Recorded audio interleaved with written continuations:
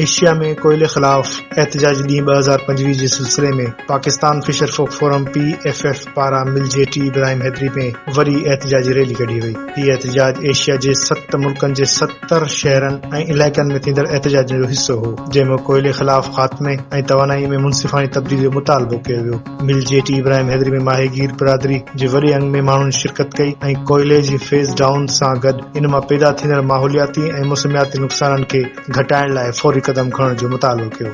General secretary PFF Saeed Baloch चयो त कोयलो मुल्क जी माहिगीरनि ऐं मज़दूरनि जे रोज़गार ऐं ज़िंदगियुनि खे तबाह करे वियो आहे। कोयले जा प्लांट मक़ामी ऐं दरामदी कोयलो इस्तेमाल कनि था, जेके हवा ऐं पाणी खे आलूदा कनि था। थर में कोयले जी खोटराई सबबि ज़मीन ऐं पाणी जा ज़रिया मुतासिर थिया आहिनि ऐं पंजाब में साहीवाल कोयले वारो प्लांट ज़रई तबाही जो सबबु बणिजी रहियो आहे। हिननि मुतालबो कयो त कोयले जे इस्तेमाल जे ख़ात्मे लाइ मुकमल मनसूबाबंदी कई वञे ऐं क़ाबिले तजदीद तवानाई में हक़ीक़ी सिलबकारी कई वञे।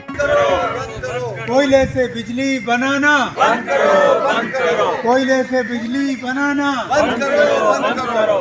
कोयले से बिजली बनाना बंद करो, बंद करो।